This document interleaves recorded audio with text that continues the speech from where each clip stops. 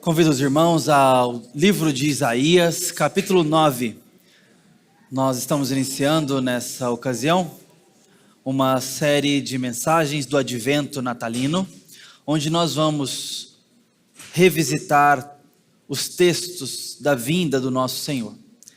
É oportuno que o façamos nessa ocasião. Talvez não há época do ano em que tanto cristãos como não cristãos estejam mais dispostos, por vontade voluntariosa que seja, ou pela ocasião da temporada, a ouvirem e pensarem o nascimento de Cristo. Então nós vamos afinar nossas flechas para esse alvo. Convido os irmãos, portanto, Isaías capítulo 9, nós vamos ler a palavra de Deus aqui, dos versos 1, 2, depois 4 a 7.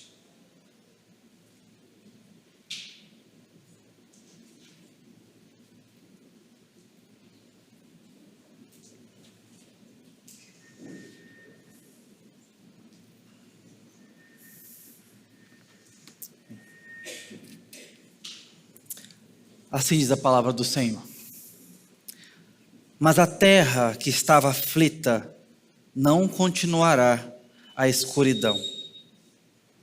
Deus nos primeiros tempos tornou desprezível a terra de Zebulon e a terra de Naftali, mas nos últimos tempos tornará glorioso o caminho do mar, além do Jordão, Galileia dos gentios.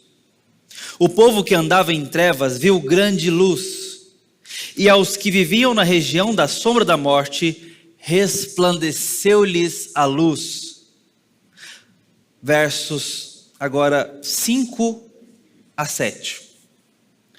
Porque toda a bota com que o guerreiro anda no tumulto da batalha, e toda roupa revolvida em sangue serão queimadas, servirão de pasto ao fogo. Porque um menino nos nasceu, um filho se nos deu, o governo está sobre os seus ombros, e o seu nome será Maravilhoso Conselheiro, Deus Forte, Pai da Eternidade, Príncipe da Paz. Ele estenderá o seu governo e haverá paz sem fim sobre o trono de Davi e sobre o seu reino, para o estabelecer e para o firmar com juízo e com justiça, desde agora e para sempre. O zelo do Senhor dos Exércitos fará isso. Amém.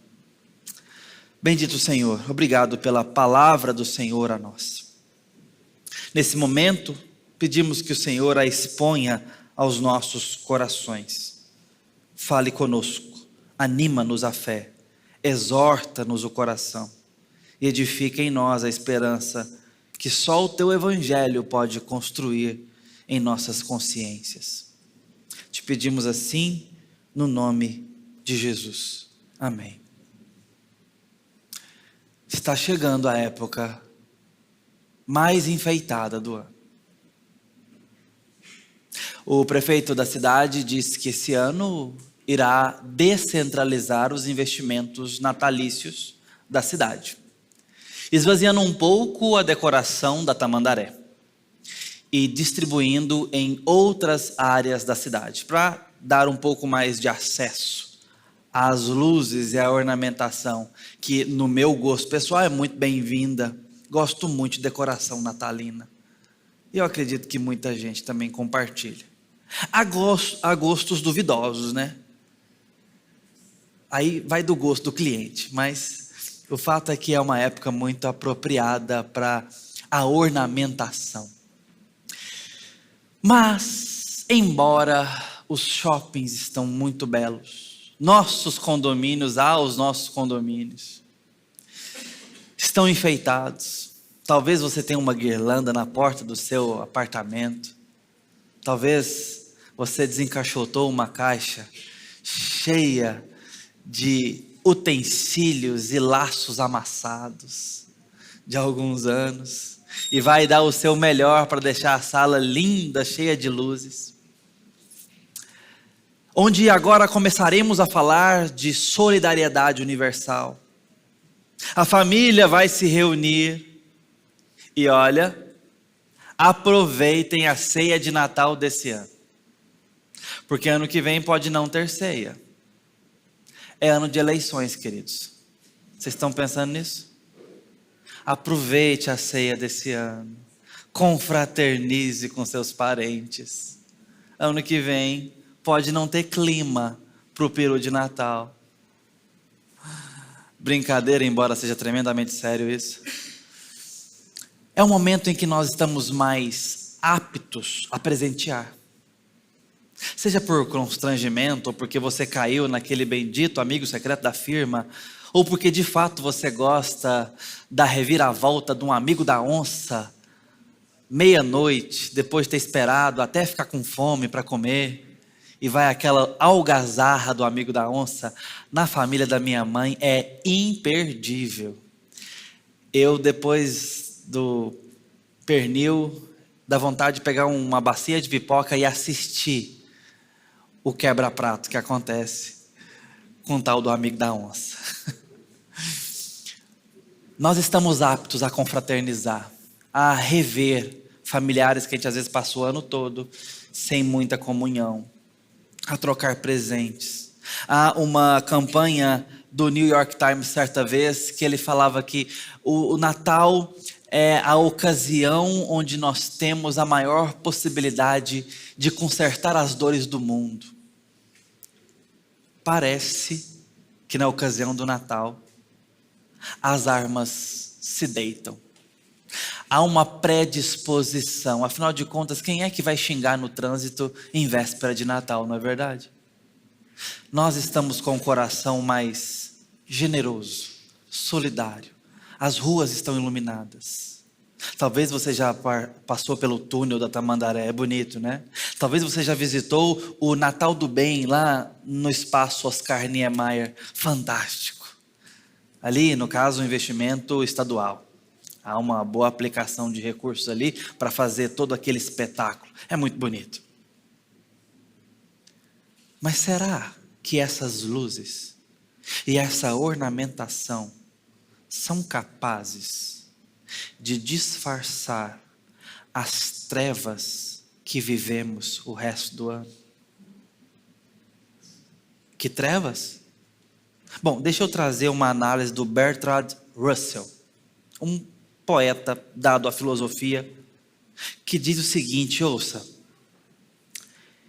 esse é, em resumo, porém ainda mais sem sentido, mais desprovido de significado, o mundo que a ciência apresenta para nele crermos. Que o homem é o produto de causas sem qualquer previsão do fim a que chegariam. Que sua origem, desenvolvimento, esperanças e medos, amores e crenças não passam do resultado de disposições acidentais de átomos. Que nenhum fervor, nenhum heroísmo, nenhuma intensidade de pensamento e sentimento é capaz de preservar a vida do indivíduo além túmulo. Que toda a labuta de gerações, toda devoção, toda inspiração, todo o esplendor do meio-dia do gênio humano estão destinados à extinção na incomensurável morte do sistema solar.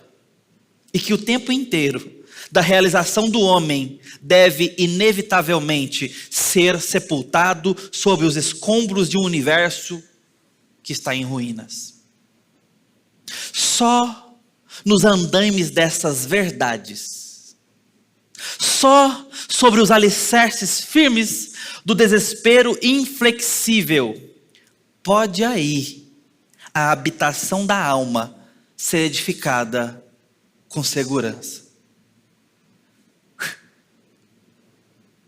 Pessimista demais para você? Amargo demais para outros? Talvez. Porém,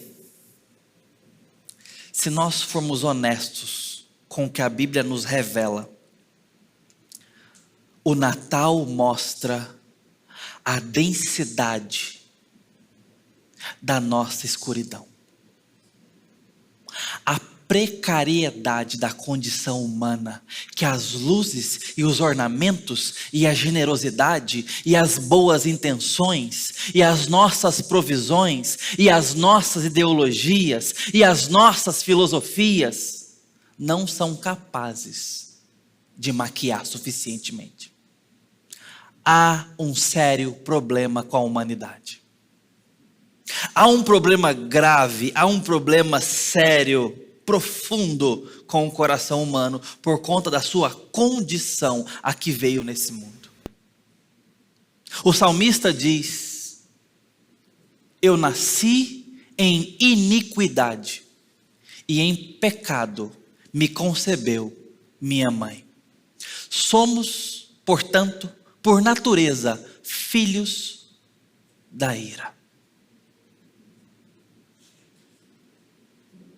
Ainda no Salmo 51, o salmista diz: o Senhor será tido por justo no teu julgar. Falando da própria condenação. Os nossos pecados revelam que nascemos mortos e sem Deus no mundo. Efésios capítulo 2 nos fala um pouco sobre isso. De que no ato de Deus nos alcançar, e eu já chego nesse ponto, Ele nos encontra, abre aspas, Ele vos deu vida em vossos delitos e pecados, estando vós mortos em vossos delitos e pecados. Essa é a condição humana, carente de luz, carente de iluminação, de um outro, de um estranho, de alguém que é capaz de reverter a situação humana apropriadamente. Há certos presentes que eu tenho certeza que você não gostaria de ganhar nesse Natal. Duvida? Vou te dar um livro de receita. Dieta low carb. Gostou? Duvido. Vou te recomendar um curso Domine a Sua Língua, de presente. Gostou dessa? Presentão, hein? Me chamou de gordo e linguarudo. Tem certos presentes que a gente não gosta. Tem certos presentes que mexem com o nosso orgulho, mesmo na melhor das intenções. Mas é quando alguém de repente chega e nos dá um auxílio, às vezes de sustento financeiro, ou nos constrange com uma benevolência. Às vezes é difícil lidar com a aceitação de certas dádivas, porque mexem com o nosso coração, mexem com o nosso status, mexem com a nossa aparência forjada com tanto trabalho na rede social.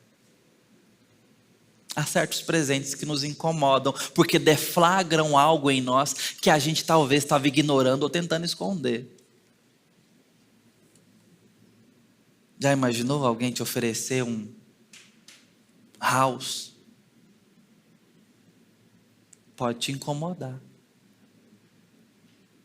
Havia uma atriz falando que ela tinha um spray de menta para deixar o hálito dela sempre em dias nas entrevistas, só que não eram raras as vezes que ela estava ali conversando com alguém de muito próximo. E ela dizia: eu tenho uma tática, eu pego, dou umas borrifadinhas e a pessoa pergunta: o que é isso? Ela fala: você quer? Essa era a tática dela. Ela, às vezes até sem precisar, dava uma reforçada para ter a ocasião para oferecer. Gentileza, presente, mas pode incomodar quem recebe, porque está deflagrando uma situação indesejada. Deixa eu dizer uma coisa. O maior presente que a humanidade recebeu pode nos incomodar muito. O maior presente e mais necessário deflagra, denuncia nossas maiores precariedades. Porque um menino foi dado, Deus homem foi entregue como dádiva, como presente, para sangrar e morrer no lugar de outros. Esse é o presente, essa é a dádiva. E sabe o que acontece? Esse presente vem em formato de luz, e a luz mostra como as coisas são. A luz é útil, nos permite viver a partir dela. A luz revela, dá condições, atrai, aquece, clareia, mostra, viabiliza. A luz é tudo isso. E Deus fez uma luz para governar o dia e outra para governar a noite.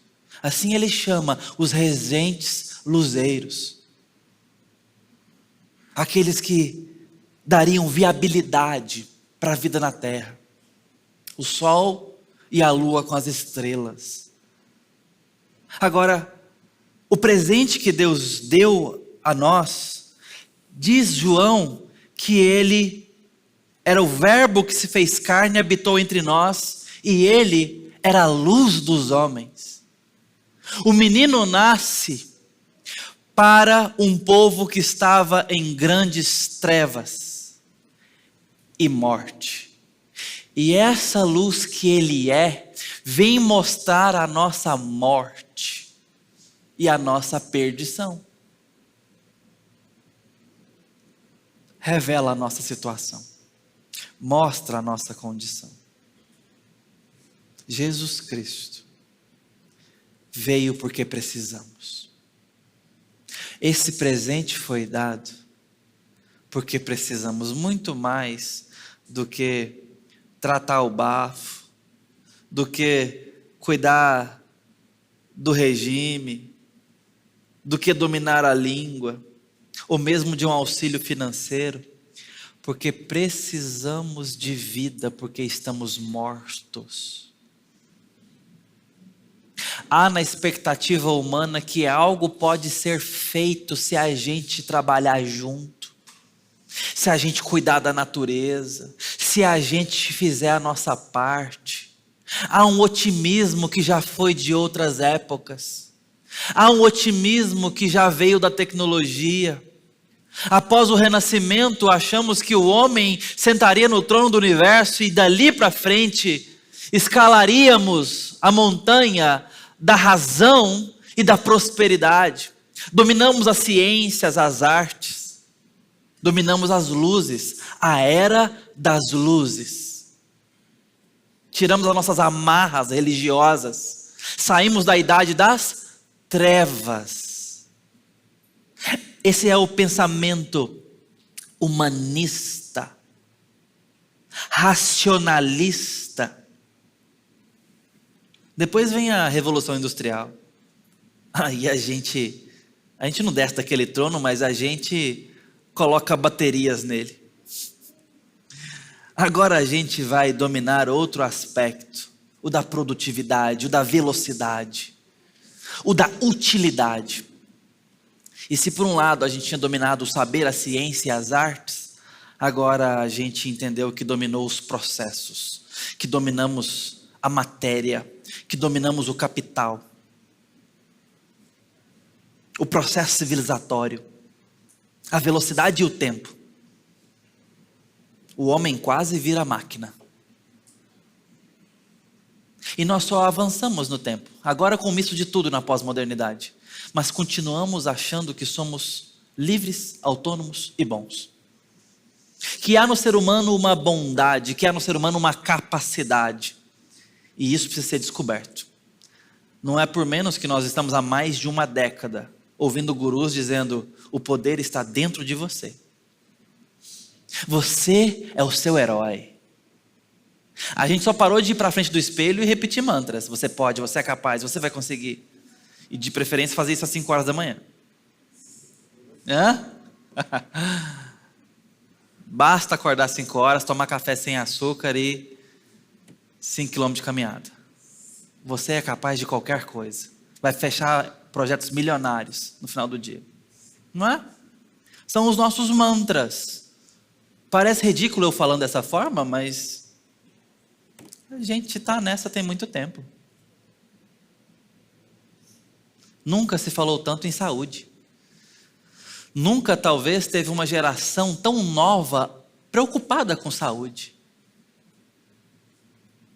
Nós estamos vivendo uma era de jovens que não são dados ao alcoolismo, às festas de madrugada. Isso é de outra época. Passou. Agora é outro tipo de juventude. Tem uma juventude que se preocupa com a alimentação, que se preocupa com a saúde mental. Nós temos uma geração de adolescentes muito diferente da anterior. A anterior não só tinha muitos problemas de ordem psíquica e emocional, como deixava todo mundo doente também. Agora não, uma geração que tem seus problemas, mas que está preocupada. Interessante isso, né? E nós podemos nos apoiar nessa suposta autoconsciência, nessa pressuposta noção de saúde e acharmos que de fato, com a nossa força do braço, a gente pode dar um jeito no nosso problema e no problema da humanidade. Nunca tivemos tantos especialistas em todo tipo de assunto. Nunca tanto teve tanta voz, e isso é maravilhoso por um lado. Mas veja, há uma presunção no ser humano desde sempre, de que ele não precisa de Deus, de que nós somos suficientes em nós mesmos. A verdade que o texto nos relata é muito diferente. Fala de trevas e ignorância, de morte e prisão. A promessa do Messias, que nasceria da Virgem como um menino, é uma promessa a uma realidade de trevas e ignorância. Jesus é um presente que acusa a nossa ignorância e a nossa situação tenebrosa. Ninguém sabe suficientemente para curar as dores da alma humana. Ninguém tem poder para dissipar essas trevas. Mas achamos que podemos e por isso nos apoiamos em gurus, em filosofias, em ideologias. Não foi por menos que o cantor brasileiro cantou ideologia. Eu quero uma para viver. Nós ainda estamos com esse anseio de ter uma bandeira para chamar de minha e achando que por ela sararei as dores desse mundo. Confiamos na economia, no mercado, no Estado. Confiamos, esperançamos. Isso não é privilégio nosso. Vá ao capítulo 8. Olha o que estava acontecendo. O capítulo 8 mostra pessoas que estavam consultando, verso 19 e 20. Consultando médiuns e videntes. Quando disserem a vocês, consultem os médiuns, adivinhos, que sussurram e murmuram. Será que um povo não deveria consultar o seu Deus? A favor dos vivos se consultarão os mortos? A lei e o testemunho. À lei e ao testemunho. Se eles não falarem segundo esta palavra, jamais verão a luz do alvorecer.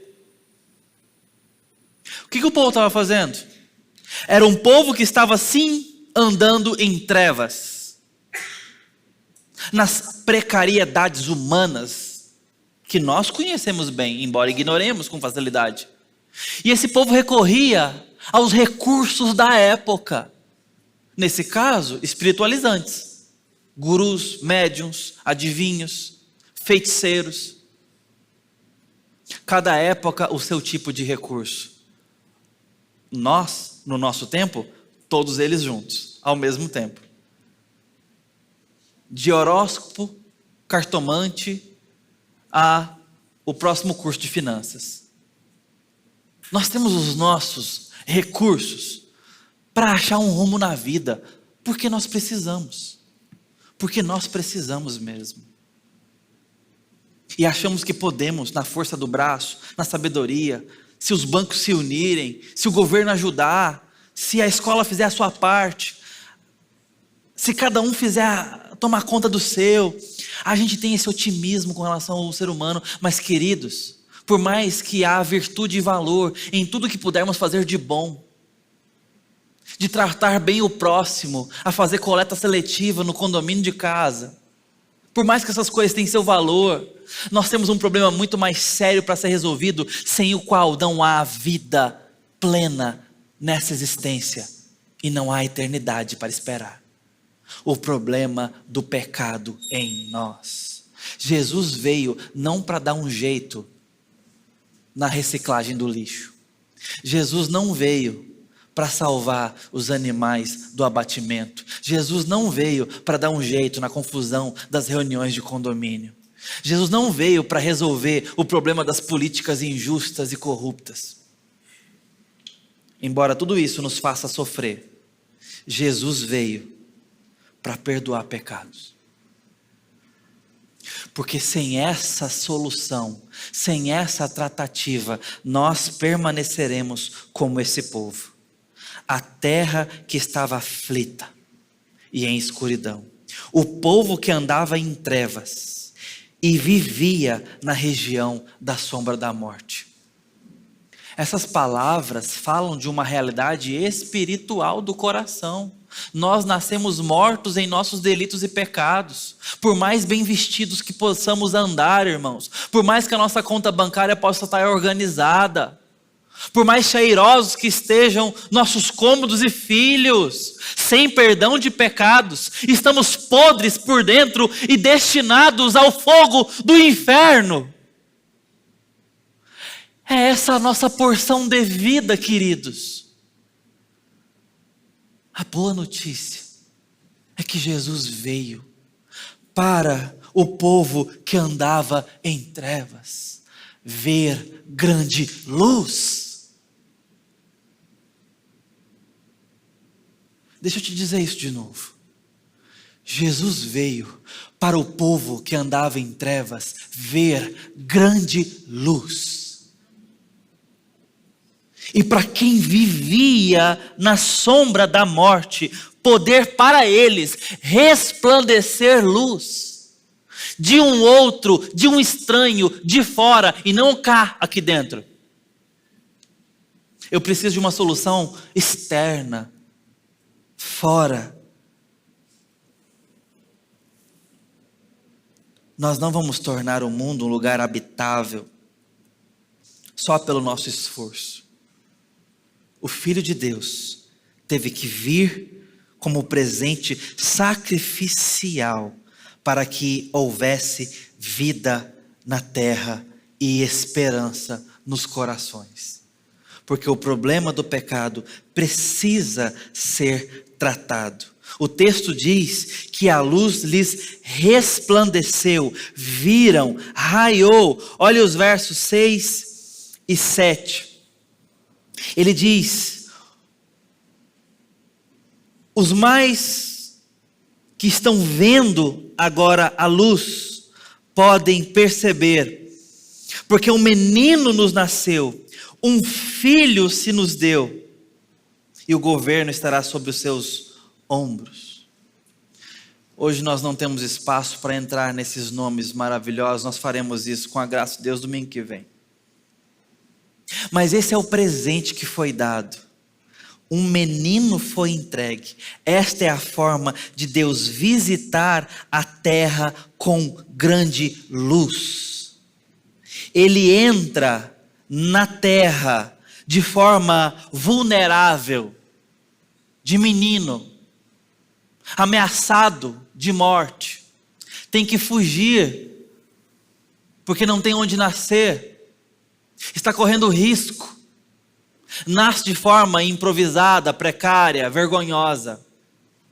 E esse menino é a luz dos homens.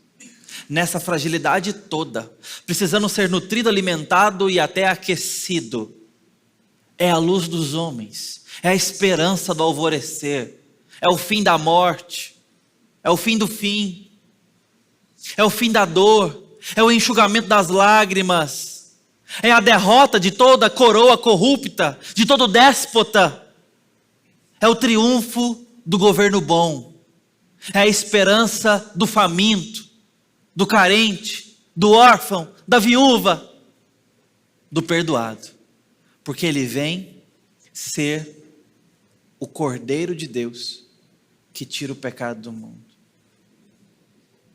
Ele vai morrer a morte de muitos, para que muitos não precisem morrer.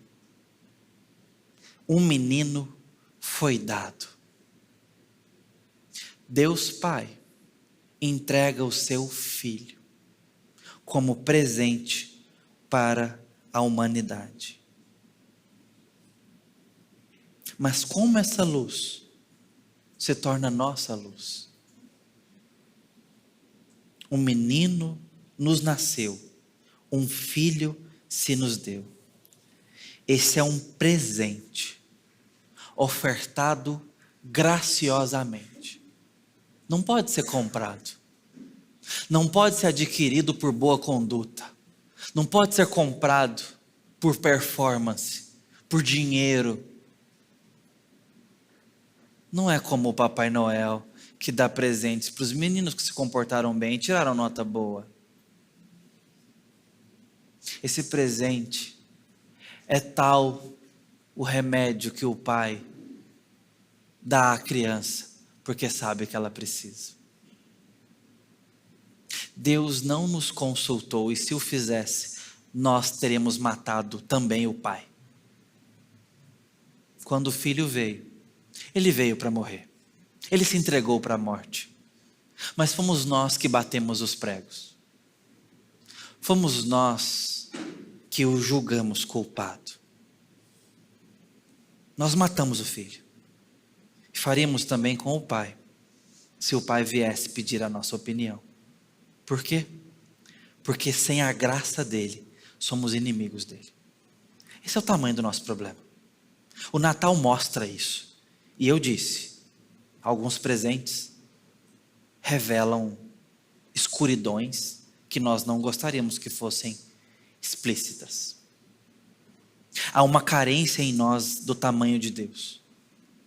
Agostinho já disse certa vez que o coração do homem só pode repousar quando este descansar em Deus. Esse é o tamanho do nosso desespero, do tamanho de Deus. A boa notícia é que Deus está dizendo que trará este presente a nós, de tal forma que a bota do guerreiro, que a espada, que a capa manchada de sangue serão deitados, serão queimados e perderão o seu lugar. Não é só o perdão de pecado, como se isso não bastasse. É a esperança da vida, irmãos.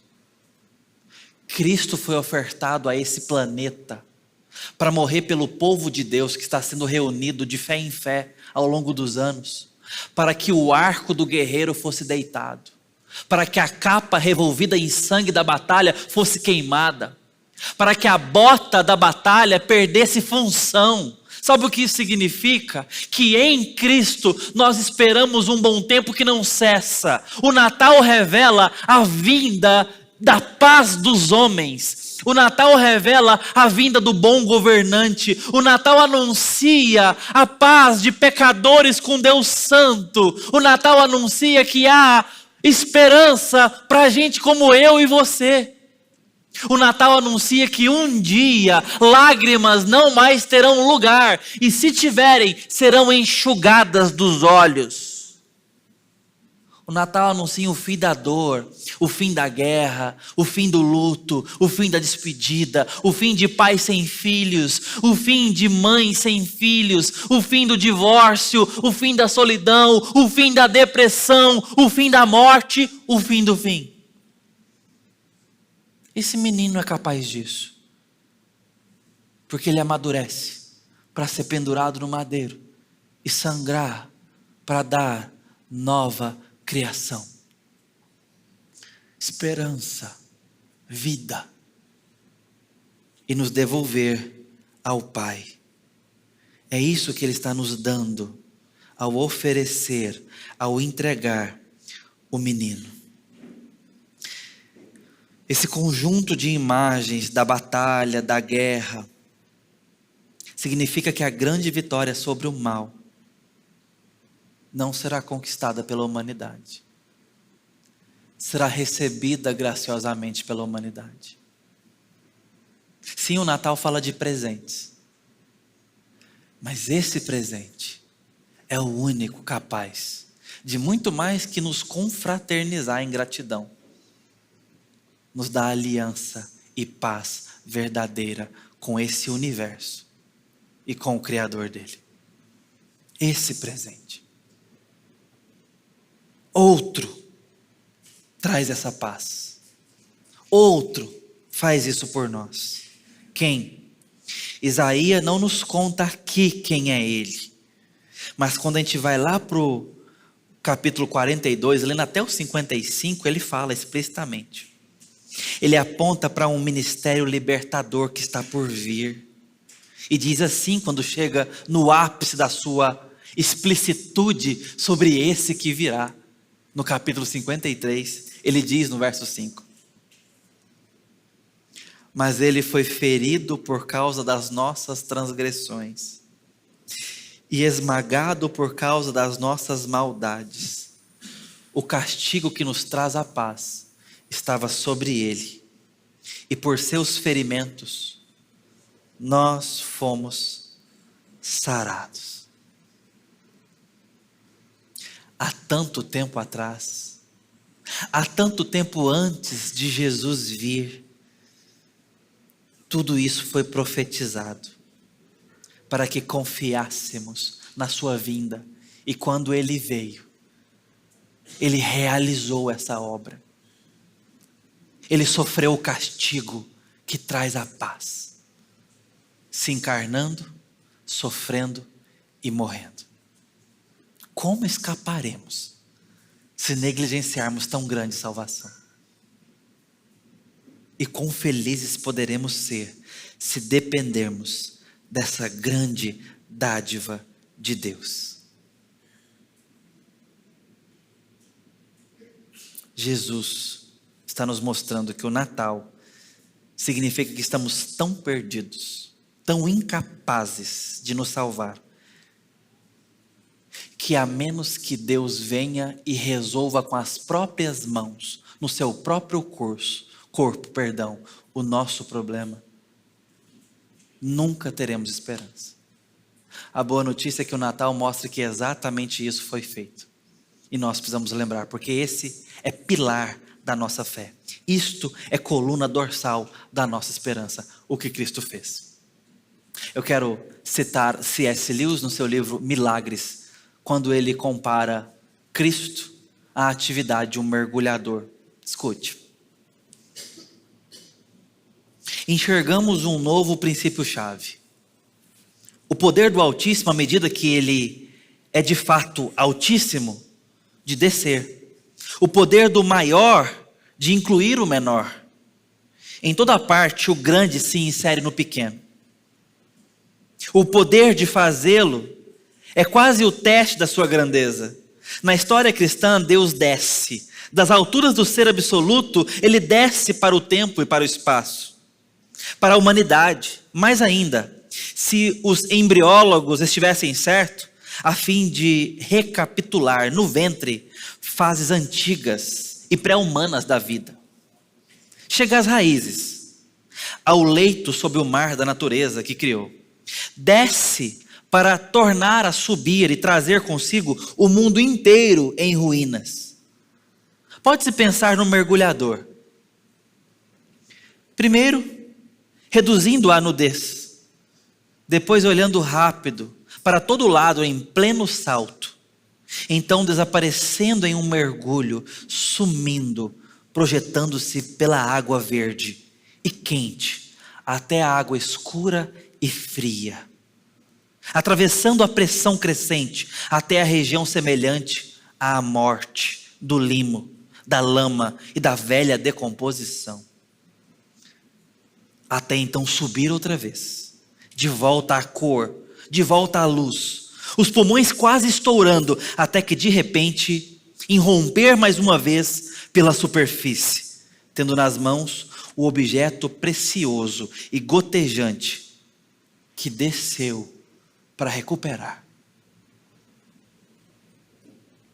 Quando Jesus morreu na cruz, ele estava no mais profundo abismo, com as mãos enfiadas na nossa morte e decomposição, resgatando gente morta, para apresentá-las ao Pai. E é por isso que em João 17 ele diz assim: Pai Santo, eu cumpri a missão que me deste a fazer. E eles creram que eu vim de ti, porque tu os me deste. Eram teus, e agora rogo por eles e por aqueles que ainda vão crer.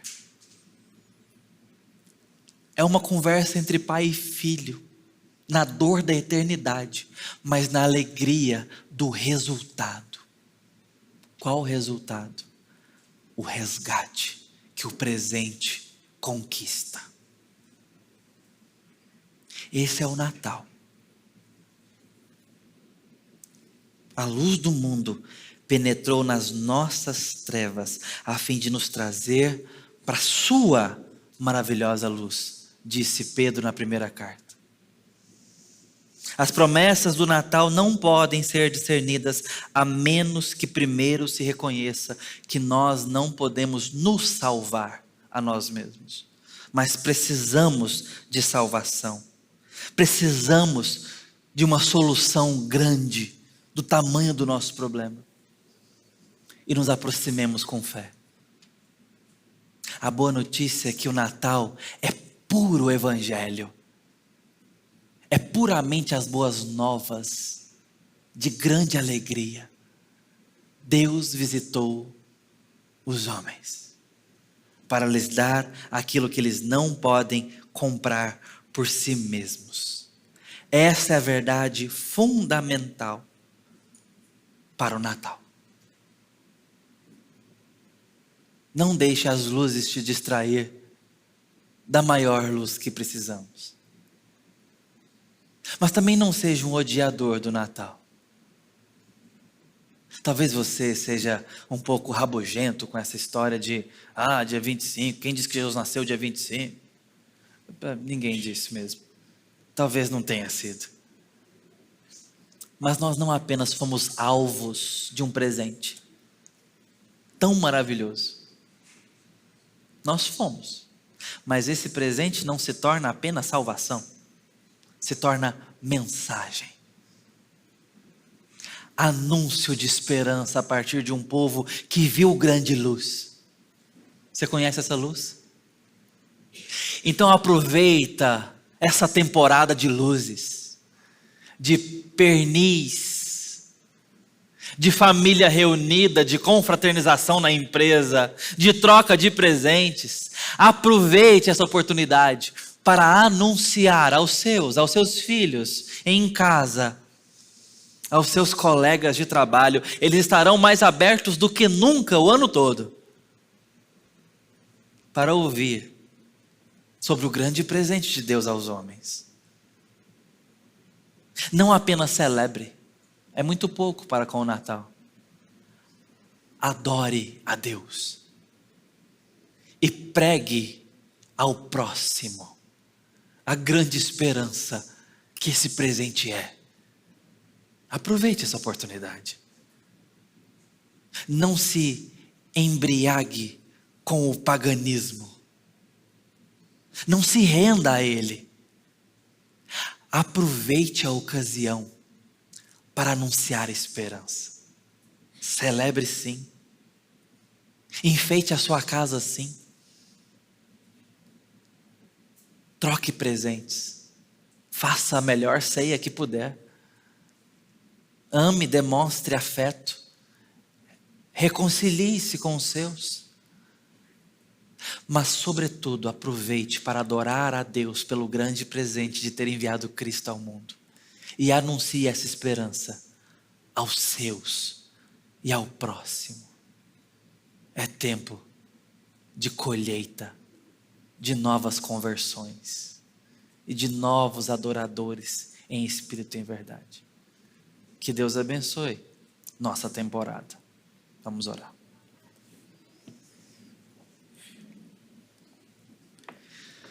Deus bendito, como precisamos da tua maravilhosa graça em nós, por nós.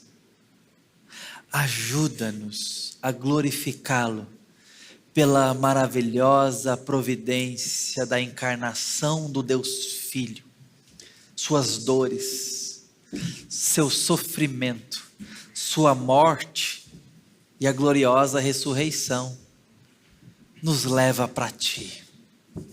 Te peço hoje, ó Deus, que quem está ouvindo as maravilhas do Evangelho possam se arrepender de seus pecados e confessar Jesus Cristo de Nazaré como seu Salvador, a luz dos homens.